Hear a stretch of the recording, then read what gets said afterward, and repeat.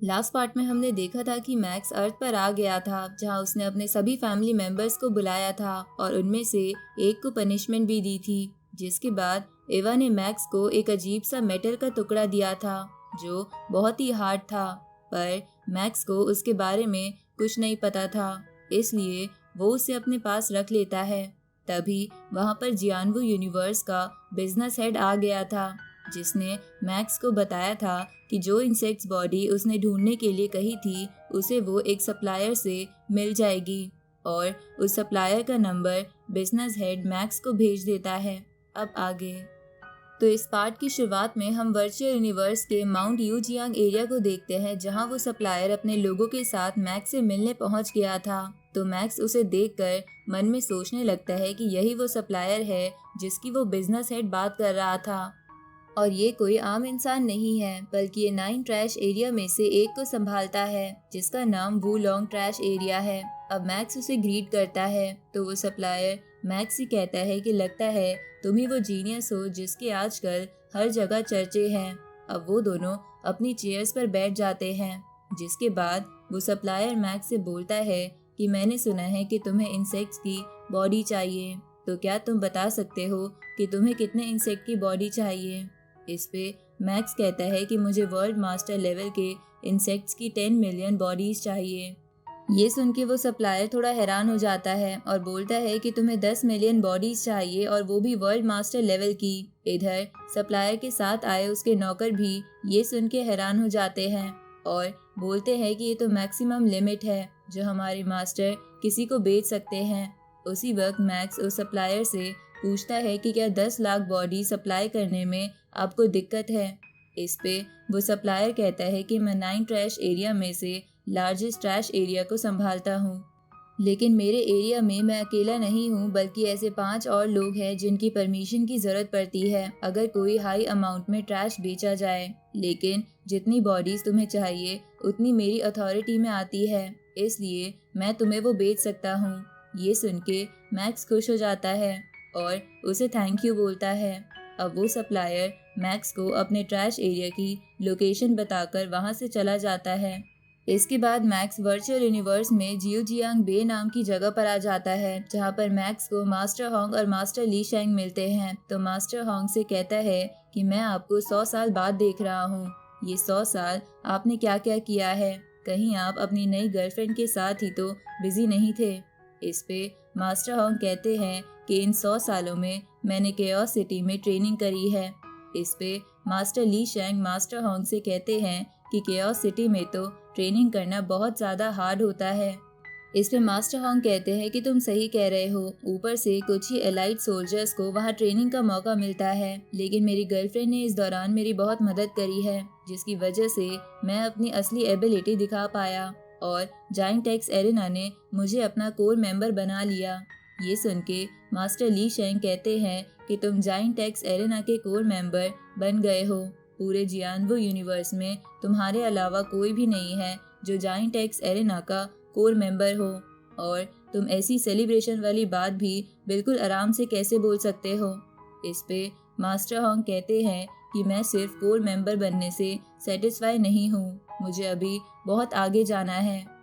ये सुन के मास्टर ली शेंग मैक्स से कहते हैं कि फर्स्ट एल्डर बहुत मेहनत कर रहे हैं, इसलिए हमें भी पूरी जान लगानी होगी। आगे मैक्स अपनी शिप में बैठकर डायलन के साथ वू लॉन्ग ट्रैश एरिया में आ जाता है, जहां वो सप्लायर मैक्स से कहता है कि मेरे ट्रैश एरिया में 1 लाख बॉडीज एक जगह होती है और वही एक यूनिट कहलाती है, और तुम्हें क्योंकि 10 मिलियन बॉडीज चाहिए इसलिए उसका प्राइस 1 मिलियन हुन युआन कॉइन्स होगा।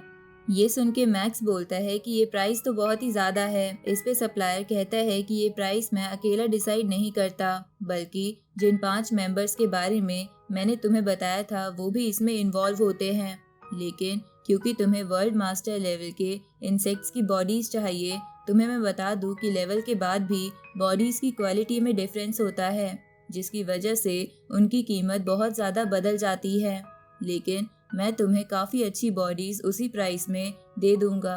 इसके बाद वो सप्लायर 200 सीरियल नंबर वाली प्लेट्स निकालता है और कहता है कि ये हर एक प्लेट एक यूनिट को दर्शाती है और तुम इनमें से अपनी मर्जी से 100 प्लेट्स ले सकते हो, जो भी तुम्हें अच्छी लगे। तो मैक्स उस सप्लायर को थैंक यू बोलता है, जिसके बाद वो सप्लायर मैक्स से पेमेंट करने के लिए कहता है। साथ ही वो मैक्स को एक रिंग देते हुए कहता है कि तुम उन बॉडीज को इसमें रख लेना, और अगर उन बॉडीज के बीच कोई ट्रेजर हुआ तो वो भी तुम्हारा ही होगा। ऊपर से वो सप्लायर मैक्स से कहता है कि हर बार इंसेक्ट्स की बॉडी हमारे पास ही आती है, और जो बेकार बॉडी होती है वो बाकी ट्रैश एरिया में या कहीं और चली जाती है। इसलिए तुम्हारे लिए ये डील काफ़ी फ़ायदेमंद साबित होगी, तो जल्दी से बिना कुछ सोचे पेमेंट कर दो। अब मैक्स 1 मिलियन हुन युआन कॉइन्स ट्रांसफ़र कर देता है, जिसके बारे में उस सप्लायर का रोबोट उसे बता देता है। जिसके बाद वो सप्लायर मैक्स से कहता है कि चलो मैं तुम्हें उस ट्रैश एरिया के पास ले जाता हूँ जहाँ तुम्हारा सामान रखा हुआ है। इस तरफ हम देखते हैं कि ये सारी इन्फॉर्मेशन एक बंदा इंसेक्ट लैंड के पास ले जाता है और उसकी क्वीन को बता देता है कि मैक्स ने 1 मिलियन हुन युआन कॉइन्स देकर कई सारे इंसेक्ट्स की बॉडी खरीदी है। ऊपर से वो अब ट्रैश एरिया में अपने सामान को चेक करने गया है, जिसमें 10 से 30 दिन लग सकते हैं, जहां हम अपना काम कर सकते हैं, क्योंकि उस एरिया में कोई भी अनडाइंग लेवल का वॉरियर नहीं जा सकता। ये सुन के वो इंसेक्ट लैंड की मास्टर बोलती है कि मैक्स के अपने प्लान में कामयाब होने से पहले ही उसे मार दो। इधर मैक्स उस ट्रैश एरिया में आ जाता है, जहां वो सप्लायर मैक्स से कहता है कि यहाँ पर कई सारा कीमती सामान भी है, जिसके चोरी होने से हमें काफ़ी नुकसान हो सकता है। इसलिए यहाँ अनडाइंग लेवल के स्पिरिचुअल मास्टर का आना मना है, क्योंकि वो तुरंत ही कई सारी चीज़ें चुराकर यहाँ से निकल सकता है। ऊपर से यहाँ एक वर्ल्ड मास्टर लेवल का कल्टीवेटर भी बिना परमिशन के नहीं आ सकता, क्योंकि हो सकता है उन्हें कोई कंट्रोल कर रहा हो और उनकी मदद से इस जगह पर चोरी हो जाए। अब वो सप्लायर मैक्स को एक आइडेंटिटी ब्रेसलेट दे देता है, जिसके बाद वो अपने सर्वेंट से कहता है कि तुम मैक्स के साथ रहना। अब मैक्स डायलन से बोलता है कि तुम बाहर रहकर मेरा वेट करना। इस पे डायलन बोलता है कि आप अकेले अंदर जा रहे हो, इसलिए सावधान रहना। ये सुन के वो सप्लायर हंसने लगता है और बोलता है कि ये ट्रैश एरिया पूरी चारों तरफ से निगरानी के अंदर है। ऊपर से यहाँ पर एक बहुत बड़ा गार्ड भी है और मेरे नौकर भी मैक्स के साथ जा रहे हैं, इसलिए मैक्स बिना चिंता के अपना सामान चेक कर सकता है। इसके बाद वो सप्लायर और डायलन वहाँ से चले जाते हैं और फिर वो दोनों नौकर मैक्स से वो मेटल प्लेट के सीरियल नंबर मांगते हैं, तो मैक्स उन्हें वो दे देता है। जिसके बाद वो दोनों नौकर मैक्स से कहते हैं कि ये कई सारी मेटल प्लेट्स हैं, इसलिए आपको आपका सामान चेक करने में 13 दिन तक लग जाएंगे। इसके बाद वो मैक्स को उसके सामान के पास ले जाने लगते हैं। इधर हम देखते हैं कि कोई सर्वेलेंस रूम में कैमरा के थ्रू मैक्स पर नजर रख रहा था और बाकी सारे ऑफिसर्स या तो सो रहे थे या आलतू फालतू काम में बिजी थे। इसके बाद वो ऑफिसर उठ के कहीं जाने लगता है। इधर वो दोनों ऑफिसर मैक्स को उसकी 100 यूनिट्स में से 56वीं यूनिट की ओर ले आते हैं, तो मैक्स उन सभी बॉडीज को स्कैन करता है और उसे पता चलता है कि इन बॉडीज में 3 मेंटिस ट्राइब की बॉडीज है, 18 बीटल ट्राइब की और 2 लार्वा ट्राइब की। तो मैक्स ये सब देखकर मन में सोचता है कि इंसेक्ट्स की क्वालिटी सच में काफ़ी अच्छी है, इससे मुझे काफ़ी फ़ायदा हो सकता है। तभी एक नौकर मैक्स से कहता है कि चलिए अब दूसरी यूनिट की तरफ चलते हैं। इधर सर्वेलेंस रूम में से एक ऑफिसर उस बंदे को बाहर निकलता हुआ देख लेता है और उससे पूछता है कि काइजर तुम कहाँ जा रहे हो। इस पे काइजर बोलता है कि मैं थोड़ा बोर हो रहा हूँ, इसलिए मैं ट्रैश एरिया देखने जा रहा हूँ। ये सुन के वो ऑफिसर काइजर से कहता है कि अगर तुम्हें इस कबाड़ में कुछ खजाना मिले तो मेरे लिए भी ले आना। इधर मैक्स उस यूनिट को रख लेता है और अगली यूनिट की तरफ जाने लगता है। इधर काइजर मैक्स की तरफ बढ़ते हुए बोलता है कि मैं वर्ल्ड मास्टर लेवल पर हूँ और वो डोमेन मास्टर लेवल के स्टेज 9 पर है, इसलिए मैं उसे आसानी से हरा सकता हूँ। मुझे बस उन 2 गार्ड्स को संभालना है। इसके बाद काइजर एक कैमरे पर बॉम्ब लगा देता है और एक जगह खड़ा होकर इंतजार करने लगता है। तभी उस जगह के पास मैक्स आ जाता है और सोचने लगता है कि मैं लगभग आधी यूनिट चेक कर चुका हूँ और मुझे काफ़ी अच्छी क्वालिटी वाली अब तक 2% बॉडी मिली है और नॉर्मल वाली 58% और ना अच्छी ना बुरी वाली 40%। इधर काइजर मैक्स की लोकेशन देखकर कुछ कैलकुलेशन करता है और बोलता है कि मेरे पास मैक्स को मारने के लिए सिर्फ 90 सेकेंड्स होंगे। अब वो 90 सेकेंड्स का टाइमर लगा लेता है। इधर हम मैक्स को देखते हैं जो मन में बोलता है कि ये डील मेरे लिए काफ़ी अच्छी रही है। अगर मैं यही सामान यूनिवर्स क्रिस्टल से खरीदता तो मुझे ये डील 2.5 मिलियन हुन युआन की पड़ती। इसलिए मैंने ये डील आधे से भी कम में कर दी, जिससे मुझे काफ़ी फ़ायदा होगा। इधर वो दोनों नौकर मैक्स से कहते हैं कि आपकी हर एक यूनिट काफ़ी अच्छी है, लगता है हमारे मास्टर आप पे मेहरबान है। इस पे मैक्स कहता है कि वो मेरी तरफ बहुत ही काइंड है। उसी वक्त उन दोनों नौकर को एक लोकेशन मिलती है और वो बोलते हैं लगता है हमारा कोई दोस्त पास में ही है, इसलिए चलिए हम उससे मिल लेते हैं। अब वो दोनों मैक्स को काइजर के पास ले आते हैं और काइजर से मिलते हुए उससे कहते हैं कि तुमसे मिले हुए काफ़ी वक्त हो गया।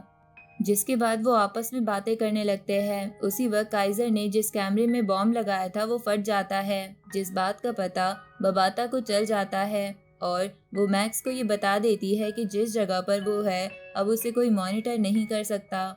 ये सुन के मैक्स सोचता है कि क्या ये कोई टेक्निकल फॉल्ट है या कोई साजिश। उसी वक्त वो पीछे मुड़ता है और देखता है कि काइजर ने अपनी ब्लेड से 1 सेकंड से भी कम में उन दोनों सर्वेंट्स को मार दिया था। तभी बबाता मैक्स से भागने के लिए कहती है, पर काइजर मैक्स पर स्पिरिचुअल अटैक कर देता है। लेकिन मैक्स अपने टावर ऑफ एम्प्टीनेस की मदद से अपने कोर को बचा लेता है। ये देखकर काइजर हैरान हो जाता है और मन में सोचता है कि ये बस डोमेन मास्टर लेवल के 9 स्टेज पर है तो ये मेरे अटैक से कैसे बच गया। इसके बाद वो मैक्स पर कई सारे स्लैश अटैक करता है, लेकिन मैक्स अपने गॉडली आर्मामेंट की मदद से शील्ड बना लेता है और मन में सोचता है कि इन स्लैश अटैक में से बस 999 असली है, बाकी सब इल्यूजन्स है। अब मैक्स उन सभी स्लैश अटैक से बचते हुए अपना क्लाउड रिटर्न बाहर निकाल लेता है और काइजर को चारों तरफ से घेर लेता है। ये देखकर काइजर मैक्स के क्लाउड रिटर्न को काटने लगता है। तभी मैक्स वो E9 लेजर गन बाहर निकाल लेता है जिसे मैक्स ने ठीक कर दिया था। अब मैक्स वो लेजर काइजर पर चलाता है, जिससे काइजर अपनी ब्लेड की मदद से बच जाता है। तो मैक्स अपने क्लाउड रिटर्न से काइजर को जख्मी करने लगता है, लेकिन तभी अचानक से काइजर बहुत ज़्यादा ताकतवर हो जाता है और उस क्लाउड रिटर्न को अपने ऊपर से हटा देता है। इधर मैक्स काइजर को देखकर सोचता है कि काइजर को देखकर लग रहा है कि उसके पास अनडाइंग लेवल के वॉरियर जितनी पावर है। इधर बबाता मदद के लिए अलग अलग जगह मैसेज भेज रही थी। तभी वो मैसेज उस सप्लायर तक पहुंच जाता है और वो तुरंत ही अपने एक सैनिक से कहता है कि वर्चुअल यूनिवर्स कंपनी के एक मेंबर पर मेरे ट्रैश एरिया में अटैक हुआ है, इसलिए जल्दी से उसकी लोकेशन ढूंढो। तो वो सोल्जर कहता है कि मैंने सिस्टम पर देख लिया है, मैक्स की लोकेशन कहीं नहीं दिख रही। इधर मैक्स मन में बोलता है कि काइजर अब अपनी असली ताकत दिखा रहा है, ऊपर से ये अपनी पावर छुपाकर इस जगह पर भी आ गया। क्या ये इंसेक्ट क्लैन का कोई जासूस है? इधर वो सप्लायर अपने सैनिक से कहता है कि जल्दी से सिस्टम का इस्तेमाल करके पता लगाओ कि कौन सा कैमरा खराब है। तो वो सैनिक उस कैमरे की लोकेशन ढूंढ लेता है, जिसके बाद वो सप्लायर उससे कहता है कि जल्दी से अपने मेंबर्स को उस लोकेशन पर भेजो ताकि वो मैक्स की जान बचा सके। इस पे वो सैनिक कहता है कि आपकी इतनी अथॉरिटी नहीं है कि आप कोई रेस्क्यू मिशन का ऑर्डर दे पाओ। ये सुन के सप्लायर को गुस्सा आने लगता है। इधर काइजर कहता है कि आज मैं तुमको मसल के रख दूंगा और इसी के साथ ये पार्ट यहीं खत्म होता है।